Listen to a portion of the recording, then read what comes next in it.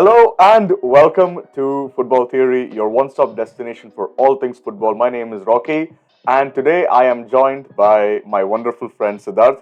Sid, how are you? I'm doing great. How are you, boss? Alive. Yeah, Very glad to hear that. yeah, amazing. So today's topic of discussion is Liverpool. I'm looking at the squad right now. No, I think this is a very good squad. Of course, there are potential signings and everything that comes in, but obviously, this is a very well planned out squad, I'd say. So, as a Liverpool fan, I like how you've decked your room out. You were didn't want yeah, to leave. yeah, Didn't want to leave anything to got it. suspicion. That's nice. Yeah, Uh, for sure. just confirming, you're a Liverpool fan, right? Yep, very much so. It's been. Okay. If this wasn't clear enough, I do not know what else can give it away. Okay. All right. So, when you look at the squad, what jumps out to you? I'd say this embodies Liverpool 2.0. Maybe not 1.0 because we had midfielders who were like good, but then Klopp got the most out of them. As in, they were more like passion merchants. As talented as they were, everybody put their heart out to the field. But in Liverpool 2.0, players are much more technical. Like, for example, you can take a Kwanzaa, for example. He's our backup. He's come from the academy. And a major thing before that, we never had academy players in Liverpool 1.0, at least apart from Trent and like a few other exceptions. And you see Kwanzaa, he's like just 20, and he's pretty much established himself as Liverpool's future centre back. He has his passing range is really good for his age. His composure on the ball, off the ball. Obviously, he's made a mistake. There's that one mistake he made against West Ham. But then apart from that, he's been really good. And you have Connor Bradley, like he's basically Robertson and Trent mashed into one. He's taller than Trent, so he's much more physical. And I think this enables Trent to go into midfield for pretty much. It depends upon the manager next, but then we could see a permanent midfield role for Trent, like an orchestrator of play because of Conor Bradley. And our forward line, finally, we have good options all round because any of the three can start and we would not be lacking. And the midfield revamp Klopp has done in what space of 2 months or a month is insane. It's a shame that he's leaving, which we'll talk about later. But then he's signed really good players with clear profiles in mind. Yeah, personally, I thought Endo was a panic sign because it kind of felt like it. Like you tried. Who was initially supposed to come to Liverpool? I mean, it was anywhere with any person between Caicedo, Lavia, then Andre, but then Andre didn't come because of Copa Libertadores. Caicedo, Hmm. obviously, Chelsea came in. I mean, we were not supposed to sign him in the first place. Then we put a bid on him. And Chelsea, obviously, with I, I think it's right enough to say ego. It was like an ego signing for them. They just Hmm. wanted to take it away from us. And Lavia as well was the same thing. Then we just signed Endo, which is very shrewd. But then, considering our sporting director is from Germany, Klopp is also from Germany. He has a liking towards players from Germany. He's brought in Emre Hmm. Can. I think I don't, if my memory serves me right, he must have brought in Emre Can. He's brought in Soboslai now. He's brought in Endo. He wanted to bring in Julian Brandt. So it goes. It's like Klopp prefers Germany. I mean, Gravenberch is also one. Thiago's another one. Yeah. So it honestly, I felt like Klopp knew what he was doing, even though people didn't like the Endo signing initially. And a person who supports the Blue Lock team, I know how good Endo was because the guy was a gum shield to play football, and that embodies the spirit. People might think it's over the top, but that's how serious he takes football. Like if you watch him play, then we can. I think we don't need to say much. Okay, I just want to bring to, I guess, attention how many academy players are in the squad right now because that is definitely something that's really cool. Is Kelleher also? I mean, An Keller's academy. technically an academy. He is an academy player Mhm. because we Yeah. signed him from a team when he was like very young. So I'd say most of his development happened in Liverpool. Like maybe Joe Gomez is not an academy player, but then he came when he was 18 or 19. He's like our longest serving player. So arguably, I'd argue that he's blossomed into a really good player because of Liverpool. Then you have Hmm. Connor Bradley, who was signed from some Northern Irish team. So he's not originally a Scouser, but then he's like I'd more or consider. less like he's become an academy player. Same goes with Harvey Elliott, who joined when he was 15. Yes, he is the youngest player for Fulham, but then he became who he was because of, you know, Liverpool. And by Setic from Celta Vigo, it just shows that Klopp's kind of gotten a good eye for talent. Like his scouts have got a good eye for talent, more Hmm. so, and bring them in and make them a better player. And like Curtis Hmm. Jones as well, out of our scouts, and obviously the best one out of the Lotus 10. Hmm. Yeah. So again, an amazing squad with everything in consideration. The big question right now is with the style of play that the Liverpool players are used to, and something I keep coming back to, with the profile of players that Liverpool have right now, we know that Jurgen Klopp will not be extending his contract into the next year. He will be ending his career at Liverpool. So, which manager fits the profile very well? I'm going to throw out a few names here. I'm going to see if it sticks. Uh, I'd say my biggest, like my personal pick, would not be Xabi Alonso because Xabi Alonso is a very popular pick for everyone, and rightfully so. I mean, he hasn't lost a single game this season, which is wonderful. I personally think that it has to be Roberto De Zerbi because I like what I've seen in Brighton. Every manager thinks that Roberto De Zerbi is a very forward-thinking manager, and I think that Liverpool can look to give De Zerbi a good project to work with and give him the players that he is looking for. So personally, my pick is Roberto De Zerbi. However, there have been a few other names thrown into contention. I heard somehow, I heard that Jurgen Klopp was approached by Barcelona because Xavi is also leaving. I wish first let them figure out signing the players, then they can sign them. Signing the players on a permanent, because club's gonna cost them a minimum of 20 to 30 million a year, so Hmm. it's on them.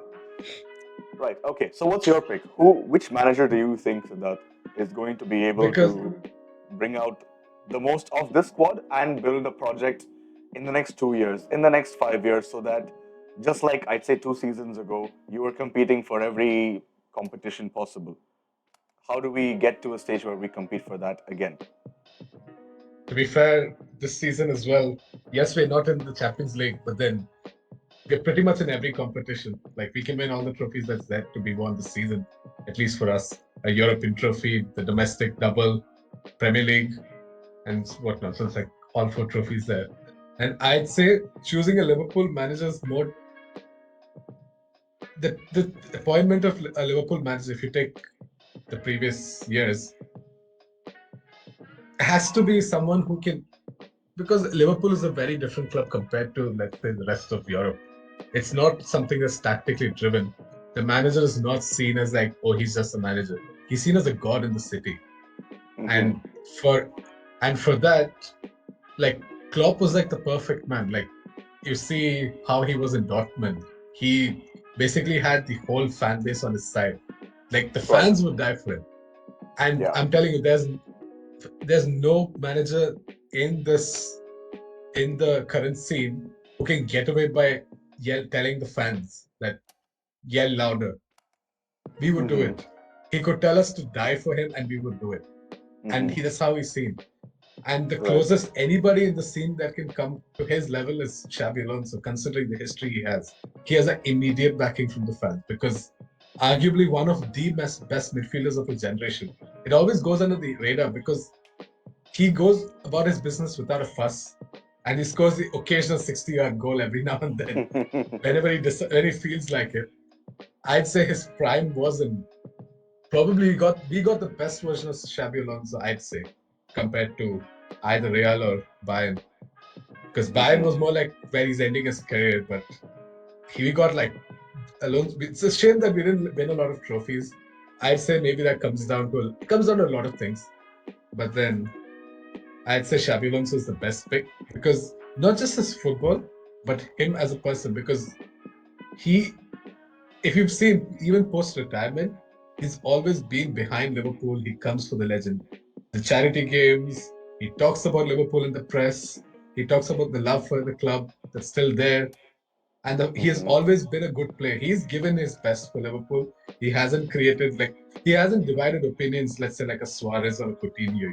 He hasn't left on a sour note.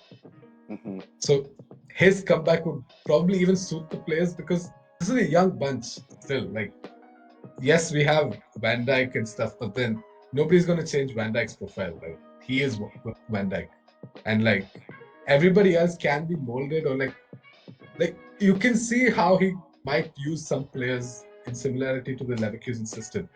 And the best thing is that he's going to get time. He could be poor for 2 seasons, and I'm pretty sure he would still have a lot of time. It's not like a case of Gerrard or something. If Gerrard, for example, let's say Gerrard comes back, he's probably Liverpool's prodigal son. But then nobody's going to give him more time because the way he ruined Aston Villa and he's struggling with Aletifa, he's not gonna get time. But then over here, this I personally believe he's the best pick because there's profiles he'd like in Liverpool. There's profiles he could bring to Liverpool from Leverkusen if that happens, and it's going to be a long-term project. So, and Yeah. I think Roberto De Zerbi, as much as good as he is, he could not. The fans may not be patient with him, in the long run, and that's something people should take into consideration. Is he is he there for the biggest moment? Because I think he's more of a Brighton man, and he may be a little. Now you can see his. Obviously, he doesn't have the quality that Liverpool possesses, but you can see some flaws in the system that probably might go against Liverpool, which could be corrected, obviously. But then I'd say Xabi Alonso is like it's a pick from the heart, and as far as Leverkusen has played the last season and this season, like from where they started last season, and the work he's done with Real Sociedad, I think he's done a really good job.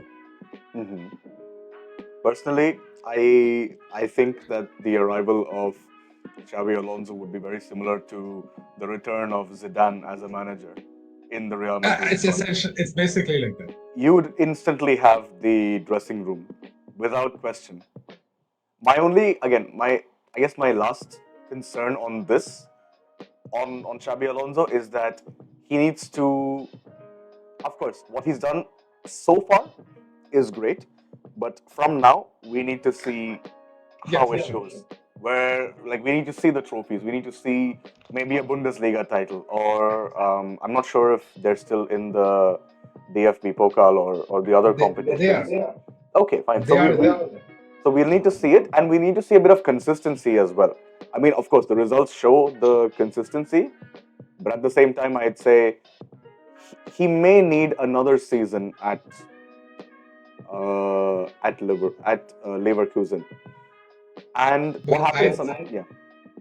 but I'd say the thing is, one, Liverpool is not the club to appoint an interim manager at least now because that's just going to ruin things, right? Because we don't have our pet. He's going to go away as well because we thought that he's going to just take over after Klopp because he was in the club for 10 years and essentially he's one who created the style of play of football along with Klopp. But since he's also not there, even I think Shabby would get the time. The Yeah. only difference, see, I think as much as we'd say Liverpool are known for the high press, heavy metal football, now the Klopp is the one who brought it, and we need to be open to a new style of play.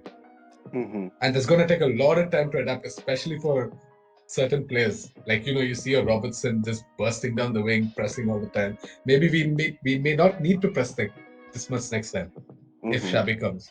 And it's going to be a long term. And the thing is, Leverkusen, it's a well known name to people who follow football, but they've only won two or three trophies in their entire club career, in Yeah. their club's history. And they haven't won anything in like the recent, this thing, their best achievement is coming runner up in the DFB Pokal 2 years or 3 years ago. So what Mm-hmm. he's done so far is probably one of the best runs in the club's history. So it's Mm-hmm. like, in that regard, I think he's doing well. Obviously, yes, trophies and accolades are very important, but he's also fighting against Caliban football. So I'd Mm-hmm. give I'd give him the benefit of the doubt. If because at the end of the day, I think at some point the passion he brings would just overpower any tactic and we could just get over the line in some games and get results. Because the next season Mm-hmm. he comes in would not be under that much scrutiny. Because even if he comes seventh or tenth, if there's progress or like if there's change or positive change in football, I think people would not be disappointed. Right. Okay. I agree. I believe that every club goes through a transition at some point of time. And it's always the big clubs that kind of have to make the hard decision that, okay, one season is not going to affect us. Like one season of bad performances is not going to uh, define how we continue, and we will come back better next season. But that's just down to how different clubs are run. Okay, Yeah, we're for gonna look sure. at this. Yeah, let's look at the squad right now. Who stays and who leaves? Let's Thiago's start. out. Yes, he's injured again. I'm, Actually. yeah, as I'd go as far as to say if injuries weren't a hurdle to him, he would be one of the best midfielder playing right now. Mhm, Because there's no one in world football that manipulates the ball and the field like he does. mhm, He played for 20 games, 20 odd games for us in the 21-22 season, and he made it to the PFA Team of the Year. mhm. And he's just like I don't. He's probably one of the easiest footballers to watch on the eye, at least. So, Yeah. but it's a shame that I'm so happy that he's contributed to Liverpool, but then it's a shame that we haven't seen what he could do. The way he would have unlocked so many low block defenses, gotten us over games. There's nobody like him Mhm, in world football. It's a shame that he cannot make 100 appearances because he's like one or two away from his 100th. And mhm. by the looks of it, I don't think he's going to make it. Yeah. I mean, So he's gone. I was the most afraid, I'd say, for Thiago, because what a quality player in general. But injuries, obviously, that's a whole other issue. I'd also like to point out that we've all been very quick to say that, oh, the Real Madrid midfield, they've sorted themselves out. But I'd say that this is also a pretty well sorted out midfield as well. What do you think? I'd say the Real, if you compare how the sorting is done, Real have got basically all guns blazing and bought pretty much the biggest talent available in each position. In each So transfer window as it's well, yeah. and it's more or less like just giving them time to understand how these guys play. Like you have your Valverde, you have your Bellingham, Chiamani, Kamavinga, Arda Güler, but I don't know how good he is because in my eyes the Turkish league is way below like this like the standards of any of the top 5 or 6 leagues. Hmm. Not I'm not taking anything away from it because I haven't watched a lot of Turkish league football, and he hasn't played a lot of Real Madrid football. He So hasn't. it's like so it's hard for me to judge how good of a player he can be or is. Honestly, maybe he's amazing. By the way, Hmm. like if Barca and Real were fighting for him, I can see why he would have been why he could be hot commodity. And in Liverpool's case, it's more of a blend from the academy and let's oh yeah you guys have guys have recalled Brahim Diaz as well. So it's Hmm. like your midfield is stacked for like a whole generation almost if these players stay the way they are and they keep Hmm. developing the way they are now. In our case, Yeah. it's more of shrewd signings more than big budget ones, apart from Dominic Soboslai, which I'm really glad because I've been following his career from when he started off. Same. Not when he started Yeah. off. But Mm-hmm. he used to play for Leifring, if that's how it's pronounced. That's basically Mm-hmm. the feeder club to Salzburg in Austria. Then he joined Mm-hmm. Salzburg. He came Then to Leipzig. Anfield when he played. He Mm-hmm. came to Anfield, the blockbuster 4-3 game where Van Dijk got dribbled past for the first time that season. Mm-hmm. Haaland scored. Hwang Hee-chan scored. Takumi Minamino was also there in the team. And that was basically his Liverpool audition, essentially. Mm-hmm. And from there, he goes to Leipzig.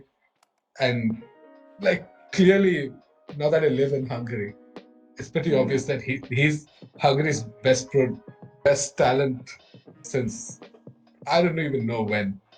Mm-hmm. If you're captaining the country at the age of 23, I think that That speaks and volumes. to captain a country like Hungary with probably one of the most iconic teams in world football, Mm-hmm. like especially in the 1940s, Oh, definitely. I'd say like Hungary have been instrumental to world football, and that's something that's not really often talked about. The pundits know it, the tactical writers know it. no, It's but a then fact that's kind of accepted, but nobody talks about it because Hungary aren't anywhere at the moment. But they have contributed immensely to the culture of world football right now. Maybe a future video, maybe someday. yeah, Okay, so maybe it's for a future video for sure. And apart from that, I think our squad's pretty sorted. hmm I mean, if you're so talking about rivals, there's a few I could talk about. I just want to know. And So you said Thiago out because I understand the situation. We want to extend his contract. Does Joe Matip Matip as well, stay? actually. Yeah. So Joe Matip. Joel Matip, Joel Matip has to go as well. I mean, I wouldn't want him to go, but then if he's not available and if he's okay with taking a pay cut, to be fair, he's earning pretty low in the grand scheme of things. He's played a lot of hmm football. Yeah. He could. I would go as far as to say he's probably up there with the top 5 free signings hmm of like the last 10-15 years. hmm In the Premier League, that is. There are obviously better signings, but for us and what he's done for us and the dedication he brings while playing football, and like that's one thing people have to understand. There's no point in signing blockbuster names for Liverpool. Like hmm people think Mbappe to Liverpool will work, but no, everybody knows Mbappe is not a workhorse, and we all know Mbappe is not hmm going to put his ego down. In this team, apart from Salah, who deservedly can rest on his laurels, hmm everybody else, like nobody's bigger than the club. hmm No, there's not going to be a situation where a player comes in and the whole structure of the club changes.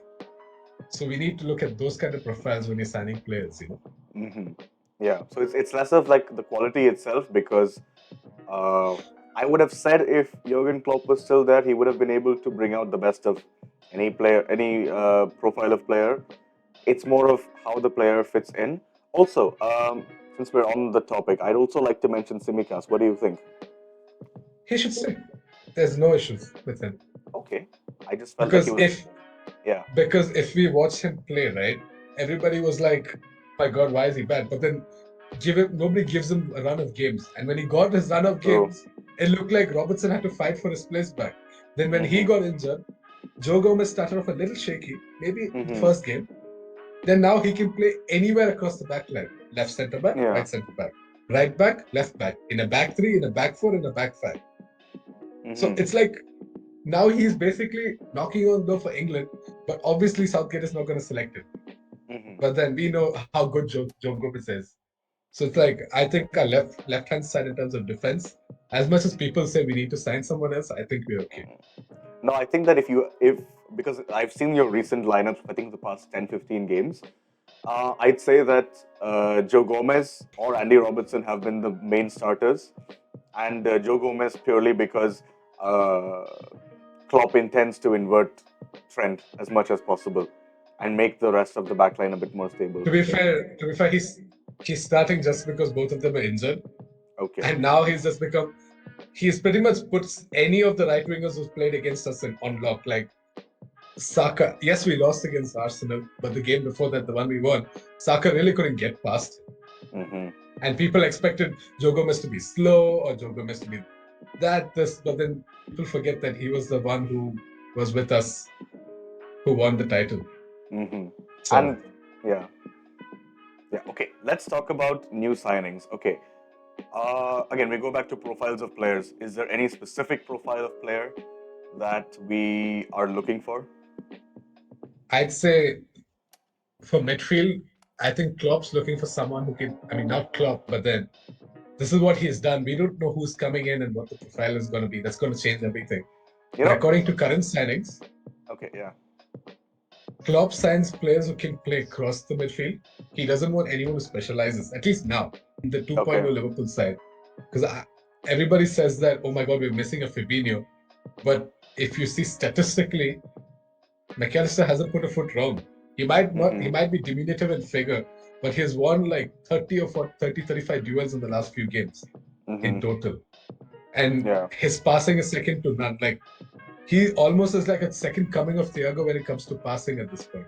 And Mm-hmm. people forget that he's the one who enabled Caicedo to play like what Caicedo played like in Brighton and played Mm-hmm. Enzo Fernandez to play how he played like for Argentina in the World Cup. Right. So I think he's perfect as a six. And if you see Endo as well, Endo can also play as an eight. He can also play as a centre back if needed. Mm-hmm. Gravenberg, I'd say, is a work in progress. He's just 21 years old, and people should not forget that he was there at the Golden Boy discussions 3 years ago. Mm-hmm. There's a lot of talk about how Gravenberg's attitude is bad. He doesn't press, but he did not play football last year. Like Bayern pretty much ruined every ounce of drive he had, and now he feels Yeah. better. He's come out and said that he's very happy with the minutes he's gotten. He's gotten more than what he's asked for. So I think if a manager trusts in him, I think he'll come out good. Mm-hmm. Then you see Soboslai. Soboslai plays as a six for has played as a six for Hungary, but Mm-hmm. then he's primarily an 8, 10, or a right winger, or even a left winger. Something he has started Mm-hmm. as left wing as well. So it's Yeah. like again, it's like a multi. It's like anyone who's willing to die on the pitch, pretty much, for the manager, and who can play across the midfield. That's Mm-hmm. basically the profile we have. Okay. On that note, I'd actually like to bring up the chart that we had before. Okay, yes. So this right here is a chart of the main midfielders, I'd say, that are involved in Liverpool's squad right now. And as you can see, Alexis McAllister, as you said, fills in a massive, massive chunk of this chart right here. So, in terms of, I mean, very well in terms of progressive passes, duels, defensive actions, like amazing, forward passes. I'm surprised Harvey Elliott does a lot of key passes. Can you tell me a little bit more on that? It's because if you see how he starts at either right centre mid or left centre mid, Yeah. or he mostly makes substitute appearances these days. Or I'd say he wants to start, but then it kind of makes the balance a little wonky in the squad. So like when he comes in, it's almost like he's a pocket rocket. So it's like he he literally cuts through defense. He bridges the gap between midfield and attack and defense and midfield. He puts in through balls. He puts in these defense pitting passes. It doesn't look like he does that, but he doesn't. Like these key passes are basically because he receives the ball and just gives it to Salah or gives it to like Nunes, who ultimately tries to finish the chance or like create more stuff like that. But if you see, he does a lot of work off the ball as well. Like his off the ball movement is really good, and Mm-hmm. that enables him to be like a pivot for attacking plays. Mm-hmm. I'd also And say one thing that, I need to yeah, mention, which yeah. stats don't show us Curtis Jones. Like if you put his graph out now, it's not going to look good. But then he's one of the most instrumental players for holding the ball. Like he's so good at shielding the ball when during the press and just giving the ball again. He's really good at ball carrying. But Mm-hmm. the graph is not going to show that because obviously the graph doesn't. You watch football with eyes, not stats sometimes. So that let's wind up on one last topic. This right here is the Premier League squad. Sorry, this right here is the Premier League squad, and City have a game on hand that they can take advantage of. Although City have been a bit iffy here and there recently. Great form I'd as of late, argue. I'd but argue. I mean, no, great I'd form agree as well. recently. But there was a period when City were not in the title discussion for some reason, and then Kevin De Bruyne decided to come back, and it was all over No, for I everyone. disagree. I disagree. Because I think everybody knew City have their annual, oh no, we're not going to play good football for 1 month.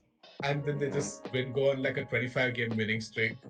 So everybody knew that. Like, at least personally, as a Liverpool fan who's not overly delusional, I knew City are the favorites for the title. Like, for us to be in this stage, with how people think against the Arsenal side who have been having the rebuild for like 3 years, this is like a US midfield.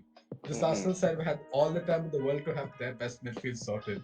I think Yeah, we've done a really good job. yeah. Like, to be on top of the table, that is. To lose only 2 games, I'd say one.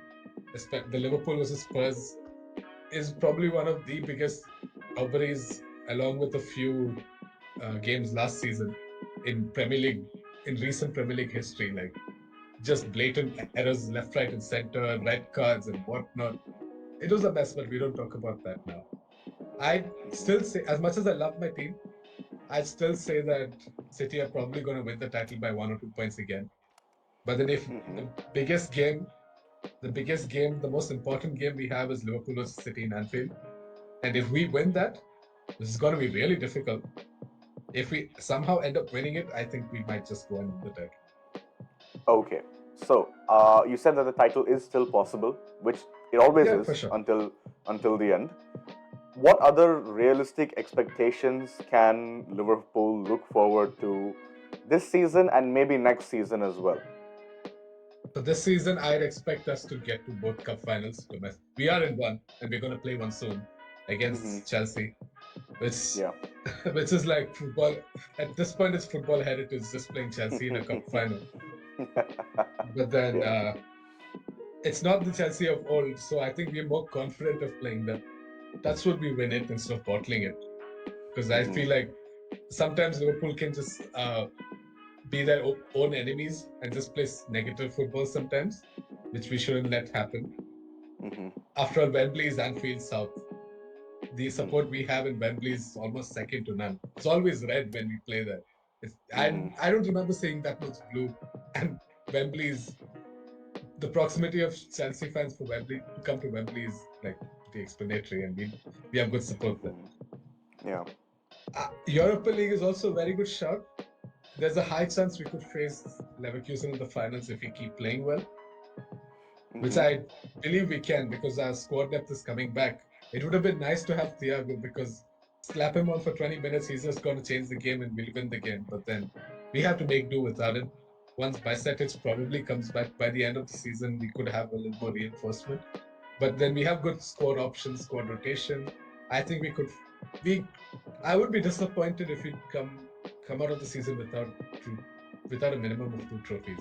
And next season, it just depends on the manager. To be honest, I'd be happy with Champions League or even Europa League qualification. Honestly, Okay. One last question, Siddharth. How happy does it make you to see Everton almost like on the brink of relegation? I mean, a I lot mean, of yeah. as much as I'd be wrong if I said I'm not happy. I'm just unhappy that they accepted to their charges. And I understand how long it's going to take to investigate 115 charges. I'm just waiting for that day that if this is how they're going to deal with situations like this for 2 charges, that is, or 1 charge, they've deducted 10, and Everton is guilty of another, so it's like 2 charges now. So I don't know how 115 is going to be. Is it going to be a fine? Or is it just Man City toying with the Premier League and paying their way out again? Like, even in today's news, we saw that they are the ones who are against, they're one of the few clubs who are against the intergroup transfers. As in, the Premier League voted against it and they're going to take legal action as reports go, if you have to go by reports. So I just hope City get it because I know this is not a trophy or there's something to brag about, but the fact that we've kept up with them done lots of financial doping, clear and obvious financial doping. I think we've done a really good job to come close to the title twice by a point and winning it also. So, All right, amazing. yeah. And with that, we end today's episode. My name is Rocky. This was Siddharth along with me. Thank you for watching today's video. Be sure to like, subscribe, and watch. Stay tuned for more videos. I'll see you.